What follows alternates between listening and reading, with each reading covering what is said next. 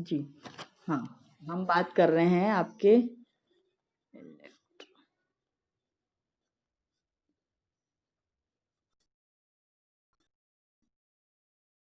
जी हम बात कर रहे हैं इलेक्ट्रो एनालिटिकल की। Electro analytical method are also called ठीक। इसको भी क्या करते हैं, इसको भी फर्दर आप डिवाइड कर सकते हैं, लेकिन इसमें मेनली आपको पहले बता दें कि होता क्या है। इसमें क्या होता है, इलेक्ट्रोकेमिकल टेक्निक इसको बोलते हैं। इलेक्ट्रो केमिकल टेक्निक, ठीक है। इलेक्ट्रो एनालिटिकल को आप इलेक्ट्रोकेमिकल टेक्निक भी बोलते हैं, ठीक है। इसमें क्या होता है, जो इलेक्ट्रोकेमिकल सेल होती है उसमें जो एनालाइट लेते हैं उसको पोटेंशियल और उसमें करंट के जो मेजर्स के अकॉर्डिंग जो एनालाइट को आप स्टडी करते हैं ना, उसी को बोलते हैं, ठीक है। इसमें यानी कि इलेक्ट्रोकेमिकल सेल में जो एनालाइट आप लेंगे उसका जो पोटेंशियल जो करंट होगा ना, जब आप उसको मेजर करेंगे तो जो उसके मेजरमेंट के अकॉर्डिंग जो आपको एनालाइट मिलेगा उसको जब आप स्टडी करेंगे, उसकी एनालाइट की स्टडी को ही आप क्या बोलते हैं, इलेक्ट्रो एनालिटिकल, ठीक है। उसके अंदर ही इसकी स्टडी की जाती है। एनालाइट की जो स्टडी की जाती है वो इलेक्ट्रो एनालिटिकल के अंदर की जाती है, ठीक है। Electroanalytical method are a class of technique in analytical chemistry which study an analyte by measuring the potential, volts and current in a electrochemical cell containing the analyte. Okay, ठीक है। Next इसमें हमने क्या आया था, इसमें हम इसको जो इलेक्ट्रो एनालिटिकल है इसको भी फर्दर हम क्लासेस में डिवाइड करते हैं। तो इसमें जो फर्स्ट आती है हमारी आती है ग्रेविमेट्री।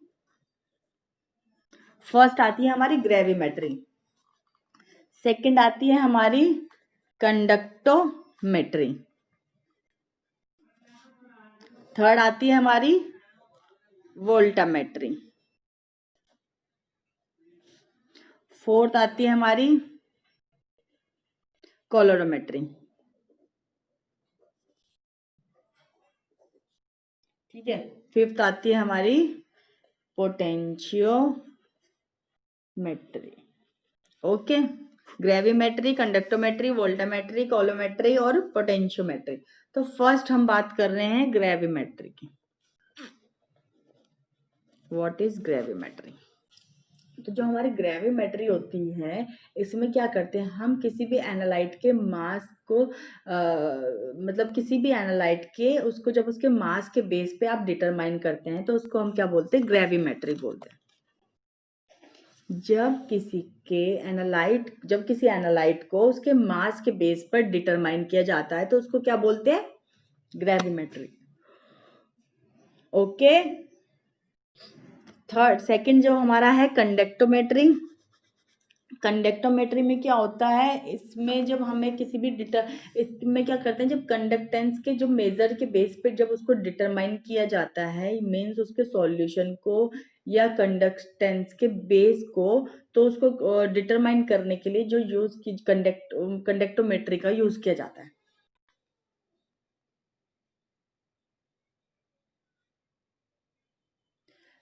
समझ में नहीं आया? मतलब इसमें हम जो डिटर्मिनेशन कंडक्टेंस होता है ना हमारा, कंडक्टेंस जो होता है हमारा,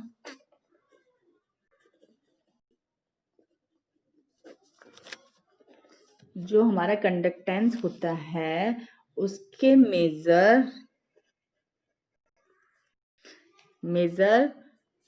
उसके जो मेजर के बेस पे क्या करते हैं, मेजर जो सॉल्यूशन होते हैं आपके सॉल्यूशन के जो कंडक्टेंस के बेस पे उसको डिटरमाइन किया जाता है, ठीक है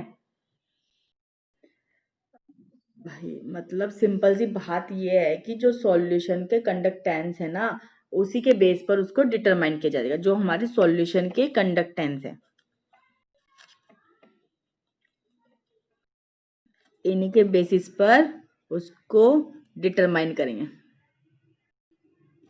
इन दोनों के बेसिस पर इसको सॉल्यूशन के कंडक्टेंस के बेस पर इसको डिटरमाइन करेंगे। थर्ड हमारा आता है वोल्टामेट्री। वोल्टामेट्री क्या होता है? करंट के मेजरमेंट के बेस्ड पर ही एनालाइट को डिटरमाइन करते हैं। वोल्टामेट्री क्या होता है? करंट के मेजरमेंट के बेस्ड पर ही एनालाइट को डिटरमिनेट करते हैं, डिटरमाइन करते हैं, ठीक है, करंट के मेजर के बेस्ड पे। ओके, वोल्टामेट्री, जैसे आपको नाम से भी पता चल रहा होगा, वोल्टा वोल्टेज वगैरह होती है जो, ठीक है। फिर हमारा आता है कॉलोमेट्री। कॉलोमेट्री में क्या होता है? इट इज ए टेक्निक जिसको क्या कहते हैं? मास डिटरमाइन करने के लिए यूज किया जाता है। फर्स्ट हमारा ग्रेविमेट्री भी मास के लिए होता है, ये भी मास के लिए होता है, लेकिन इसमें जो डिफरेंट होता है वो क्या होता है? ये इलेक्ट्रोलाइट, इलेक्ट्रिसिटी जो होती है ना, उसके सब्सटेंसेस की जो होते हैं, उनके उनके सब्सटेंसेस की जो क्वांटिटी होती है ना, उसी के मेजर्स के अकॉर्डिंग इसको, इसके मास को आप डिटरमाइन कर सकते हैं, ठीक है। जो हमारा ग्रेविमेट्री था उसमें तो सिंपल था कि एनालाइट को मास के बेस पर उसको डिटरमाइन करते हैं, लेकिन इसमें क्या होता है? इसमें आप इलेक्ट्रिसिटी का जो सब्सटेंस होती हैं, सब इलेक्ट्रिसिटी की जो सब्सटेंसेस होती हैं, उसी की क्वांटिटी के मेजर के अकॉर्डिंग ही आप इसके मास को डिटरमाइन कर सकते हैं। ओके, ठीक है। फिर आपका आ गया पोटेंशियोमेट्री। पोटेंशियोमेट्री क्या होता है? इसमें जो सॉल्यूशन होता है वो सॉल्यूट होता है और उसको डिटर्मिनेट करते हैं, ठीक है। फिर यानी कि जो हमारे इलेक्ट्रोड बेस्ड जो सॉल्यूट आते हैं उनके कंसंट्रेशन को ही डिटरमाइन करना होता है और या डिटरमाइन करते हैं।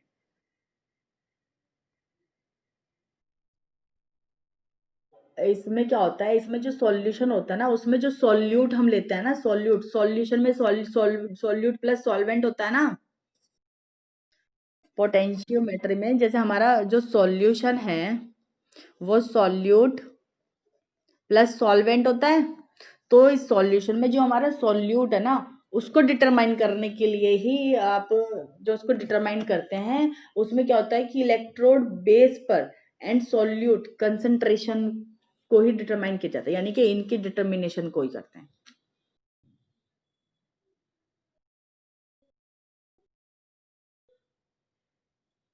ठीक है। सॉल्यूट की कंसंट्रेशन को डिटरमाइन करते हैं। ओके, ओके, ये छोटी छोटी चीजें आपसे पूछी जाएंगी, इसलिए मैं बहुत धीरे धीरे आराम से प्यार से समझा रही हूँ आपको, जिससे कि आपको समझ में आ जाए। तो हमारी ये तो हो गई। अब हम पढ़ रहे थे, इसमें हमारी क्रोमेटोग्राफी होगी, इलेक्ट्रो एनालिटिकल हो गया, हम पूछते हैं हाइपरनेटेड टेक्निक पढ़ते हैं। अब हमारी हाइपरनेटेड टेक्निक क्या होती है? हाइपरनेटेड टेक्निक में क्या होता है?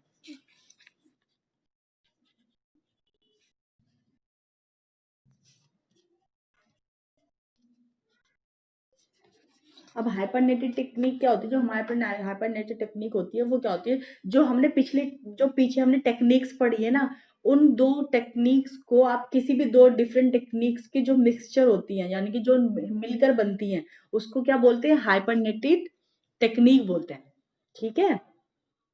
आप कोई भी दो टेक्निक ले लेना जो आपने पीछे पढ़ी है, या मतलब आप एग्जाम्पल के लिए कोई भी दो टेक्निक ले लें जो आपने पीछे पढ़ी है, उन दोनों के मिक्सचर से ही आपकी क्या बनती है?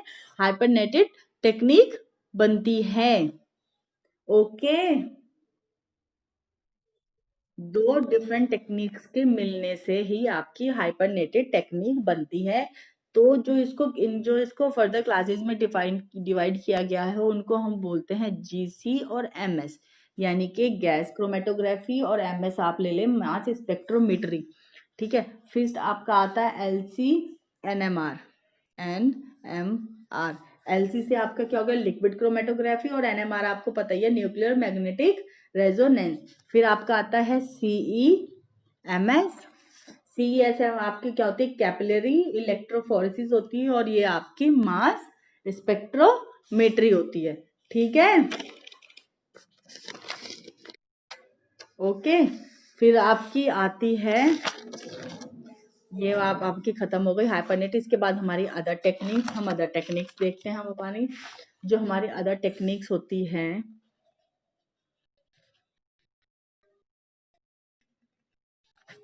जो हमारी अदर टेक्निक्स होती है वो क्या होती है? थर्मोग्रेविमेट्रिक एनालाइट, ठीक है, TGA बोल सकते हैं आप उसको, थर्मोग्रेविमेट्रिक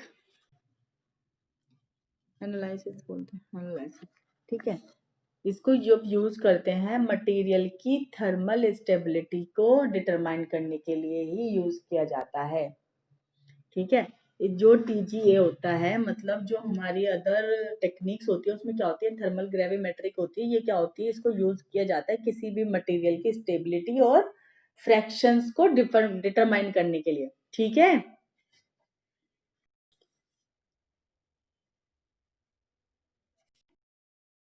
stability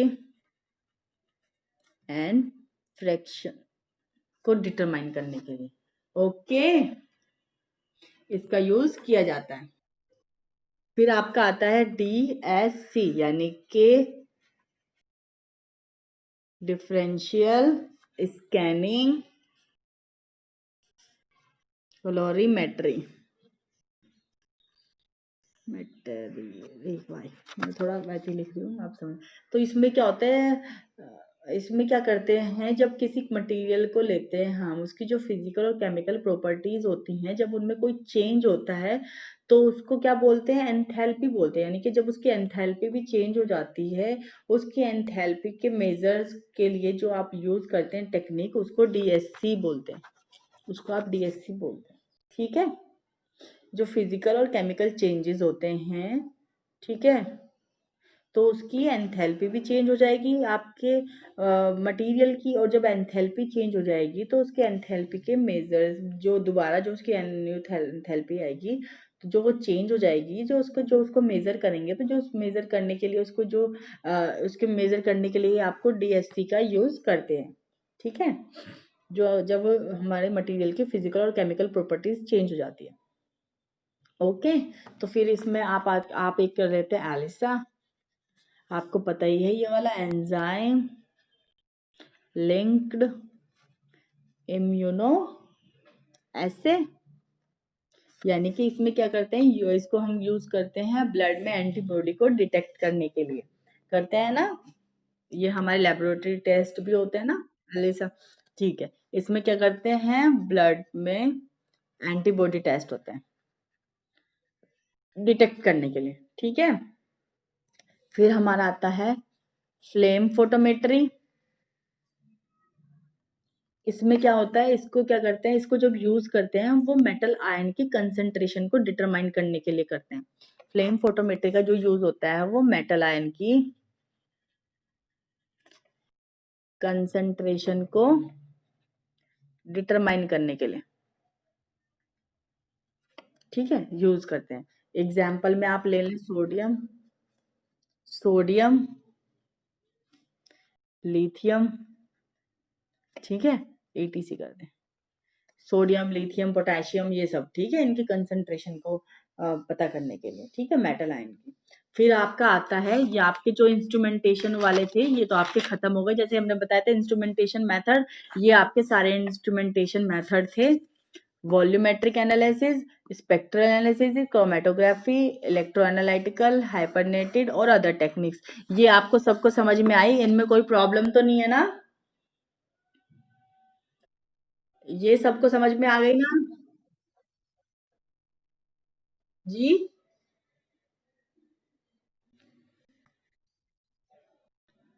flame photometry, flame photometry जो आपकी होती है, इसको जब हम यूज करते हैं वो किसी मेटल आयन की कंसंट्रेशन के लिए यूज करते हैं, कंसंट्रेशन को डिटरमाइन करने के लिए,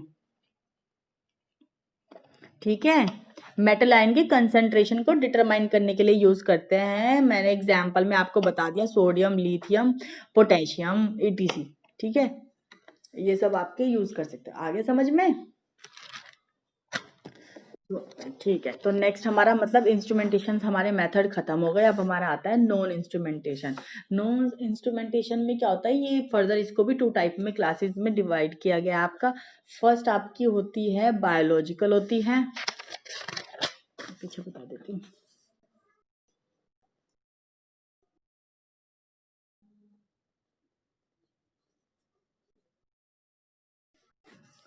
ये फर्स्ट होती है आपकी बायोलॉजिकल होती है, ठीक है, बायोलॉजिकल मेथड होते हैं,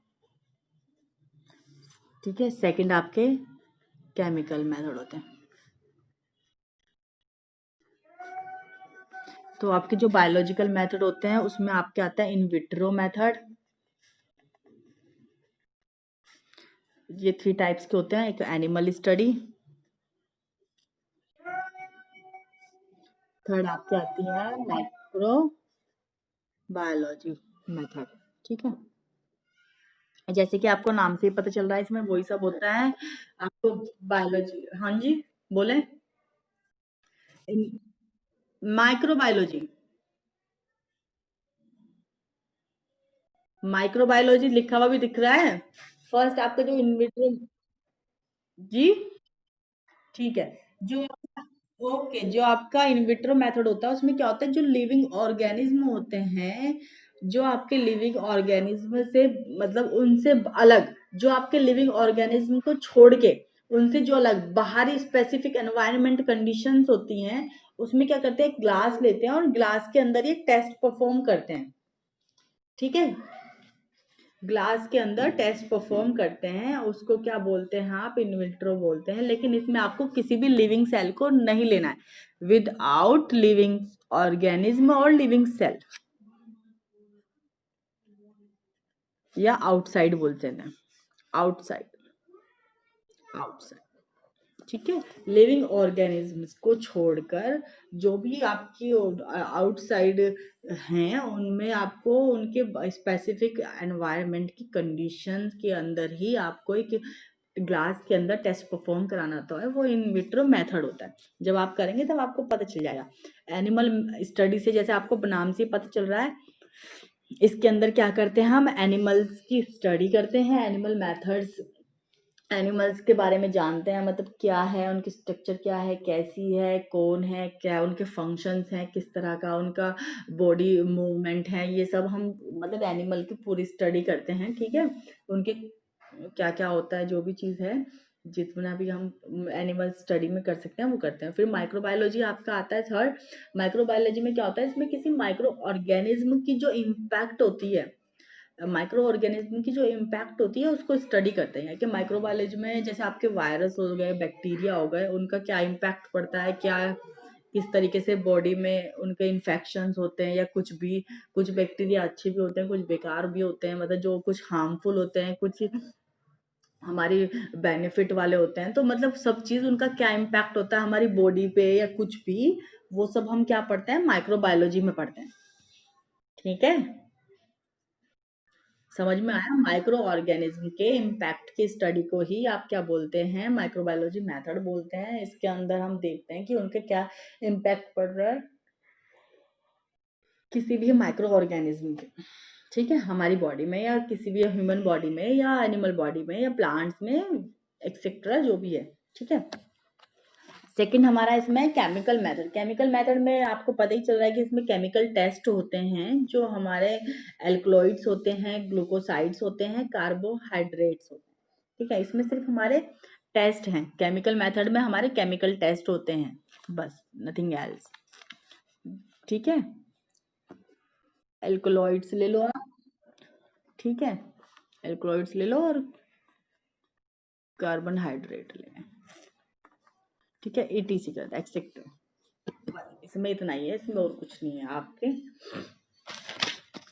आपकी जो डिफरेंट टेक्निक्स हैं एनालिसिस की वो यही हैं, इनमें और कुछ नहीं है। आपके टाइट्रेशन मेथड है, आपके स्पेक्ट्रोस्कोपी मेथड है, आपके क्रोमेटोग्राफी मेथड है, और आपके इलेक्ट्रो एनालिटिकल मेथड है, नथिंग एल्स। बस आपको यही याद करनी है कि किस किस में क्या क्या कैसे कैसे वर्क हो रहा है। आपके जो मतलब कि जो आपके ये वॉल्यूमेट्रिक वाले हैं वो कैसे करते हैं, जो स्पेक्ट्रल एनालिसिस है उसमें कैसे करते हैं, जो आपके क्रोमेटोग्राफी में कौन कौन सी क्रोमेटोग्राफी किस किस के लिए यूज़ हो रही हैं, कैसे यूज़ हो रही हैं आपको, और एसिड बेस्ड टाइट्रेशंस ये वॉल्यूमेट्रिक में आती हैं। इसमें एक्वस क्या होते हैं, नॉन एक्वस क्या होते हैं, ठीक है, ये सब आप अच्छे से पढ़ लेंगे एक बार, तो सबको समझ में आया।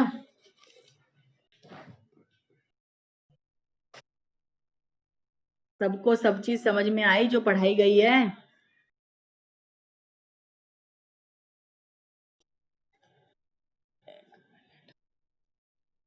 आपने और सारे पहले वाले पढ़ लिए?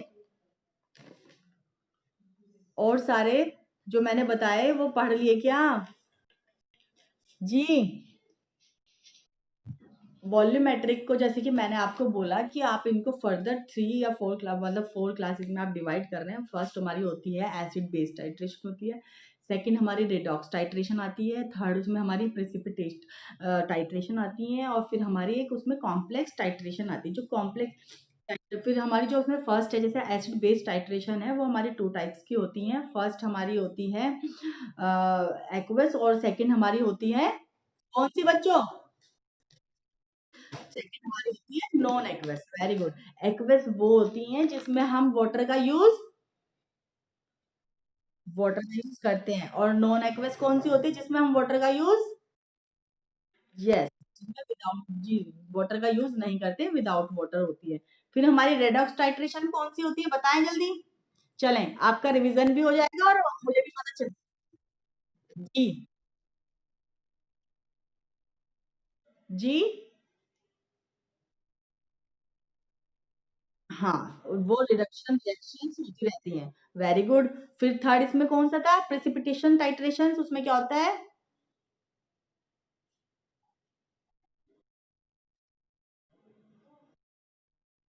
वो तो हो गया, लेकिन हमारा प्रेसिपिटेट कहाँ से मिलता है हमें? कब मिलेगा प्रेसिपिटेट? कैसे मिलेगा हमें?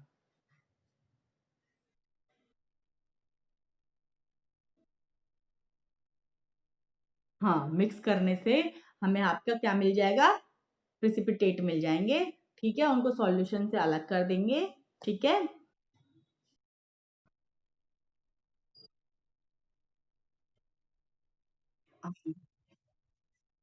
नहीं, मतलब हम इस जो हमें ये वाले प्रेसिपिटेट टाइट्रेशन की हम अगर बात कर रहे हैं तो हमें इसमें मेटल आयन ही लेने पड़ेंगे। ठीक है, आयनिक मेटल आयन नहीं लेने पड़ेंगे, कंपाउंड्स लेने पड़ेंगे। ठीक है, तभी आपके प्रेसिपिटेट मिलेंगे, तभी तो आपकी टाइट्रेशन जो है हो पाएगी कंप्लीट। अगर इसमें आप अदर ऐसे तो और भी टाइट्रेशन है, आप अदर टाइट्रेशन कर लें, लेकिन जो आपको जिस चीज के लिए कर रहे हैं वो उसी से वही चीज तो मिलेगी, आप अदर चीज थोड़ा ना करेंगे। आपको जैसे कि आपको मैं एसिड बेस वाली पढ़ा रही हूँ, नॉन एक्वस वाली पढ़ा रही हूँ, उसमें जो टाइट्रेशन पढ़ा रही हूँ वो उन्हीं चीज के लिए तो है। अगर आप उसमें कुछ भी डिफरेंट चीज, अगर उसमें आप अपनी तरफ से कोई भी चेंजेस करेंगे तो आपके रिजल्ट तो नहीं मिलेंगे ना फिर आपको। ठीक है। अगर आप करेक्ट रिजल्ट चाहते हैं तो आपको करेक्ट वॉल्यूम आपको यूज करनी पड़ेगी, करेक्ट कंपाउंड्स आपको यूज करने पड़ेंगे। ठीक है। ओके। क्योंकि टाइट्रेशन ऐसी ही है, इनकी एकदम से गड़बड़ा जाएगी अगर आप इसमें एक भी चीज गलत कर देंगे। तो जब आप करेंगे ना लैब में तब आपको पता चलेगा एक एक टाइट्रेशन को करने में कितना कितना टाइम जाता है, और कितना इनके रिजल्ट लाने के लिए कितनी बार आपको मतलब बार बार करनी पड़ती है टाइट्रेशन। एक टाइम में तो किसी का भी नहीं आता। ठीक है, समझ में आ गया? जी। और चलें तो बताएं, अब मैं पूछ लूं? समझ में आ गया ये तो आपको, और तो किसी को कुछ नहीं पूछना, अब मैं पूछ लूं?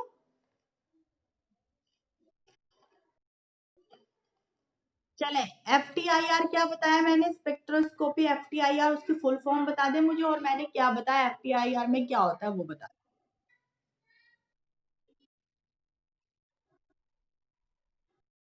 ठीक है, क्या होता है मेनली इसमें?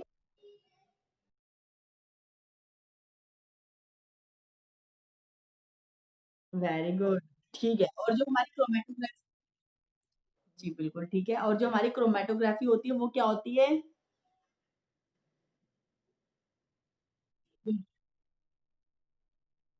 मतलब क्रोमेटोग्राफी, अगर आपको एकदम से पूछ लिया क्रोमेटोग्राफी, व्हाट इज क्रोमेटोग्राफी, एकदम आपके दिमाग में क्या स्ट्राइक कर रहा है?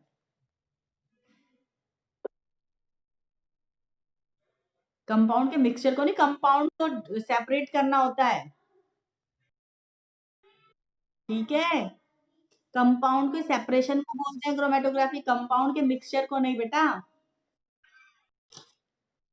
ठीक है, फिर हमारी टू टाइप ऑफ क्रोमेटोग्राफी, मतलब उनके जो फर्दर उनको क्लासेस में डिवाइड किया है, कौन कौन सी क्लास में डिवाइड? कॉलम प्लेनर में क्या होता है? मतलब मेनली उसको कहाँ पे प्रोसेस कर सकते हैं आप इनको? प्लेन जगह पर, पेपर तो है ही, वो तो क्रोमेटोग्राफी आ गई। मतलब आप इसको एक सिंपल भाषा में ये बोलेंगे, इसको प्लेन जहाँ पे प्रोसेस कर सकते हैं। ठीक है। ओके, कॉलम में कैसे करते हैं? कॉलम कहाँ पे प्रोसेस कर सकते हैं आप?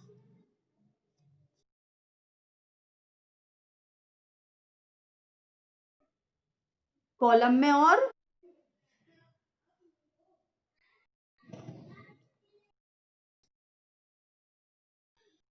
जी, एक सब एक साथ बोलते तो मेरे को समझ नहीं आता, किसी किसी का समझ में आता है, किसी किसी का समझ नहीं आता।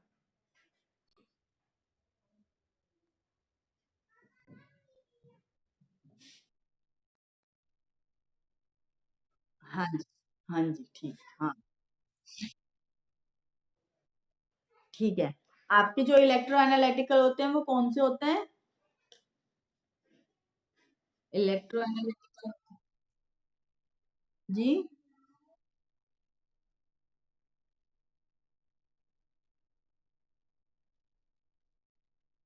ठीक है। जो आपकी ग्रेविमेट्री होती है उसमें क्या होता है? ठीक है, वेरी गुड। और वोल्टामेट्री में?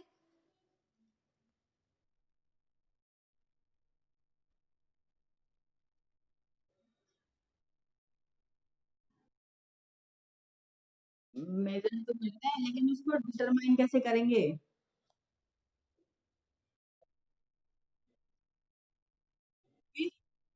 मेजरमेंट के बेस पर आप उसको एनालाइट को डिटरमाइन करेंगे। ठीक है, ऐसे बोलना है आपको भाई, ऐसे नहीं कि करंट को मेजर में करेंगे, ऐसे नहीं बोलना। ठीक है, ठीक है। आपकी फिर पोटेंशियोमेट्री, ये मुझसे दोबारा क्वेश्चन भी पूछा गया था, पोटेंशियोमेट्री क्या होती है?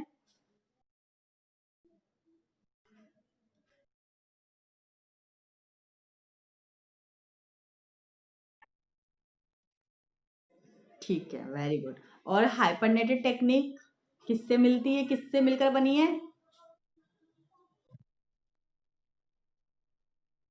से मिलकर बनी है आपकी हाइपरनेटेड टेक्निक, वेरी गुड। ठीक है। और फिर जो हमारी इसमें अदर टेक्निक्स हैं वो पढ़ाई है आपको, उसमें क्या क्या है?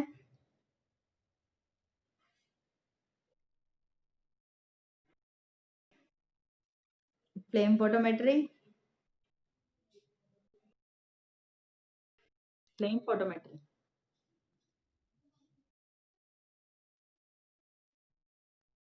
ठीक है, एग्जाम्पल? कैल्शियम नहीं, पोटेशियम। ठीक है। और हमारे नॉन इंस्ट्रूमेंटेशन वाले जो हैं वो कौन कौन से हैं method?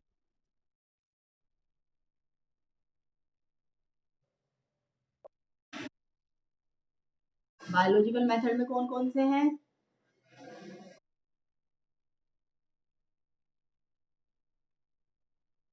Animal study. In vitro को चलो, एनिमल माइक्रोबायोलॉजी में क्या होता है?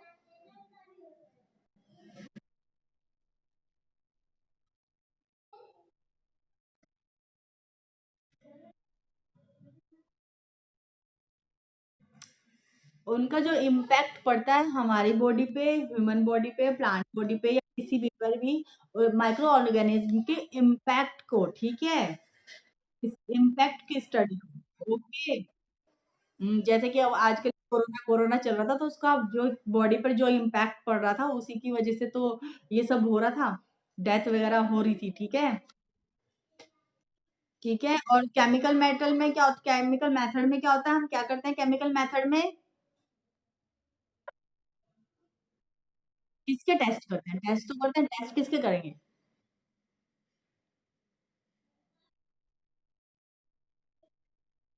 केमिकल टेस्ट के मेथड।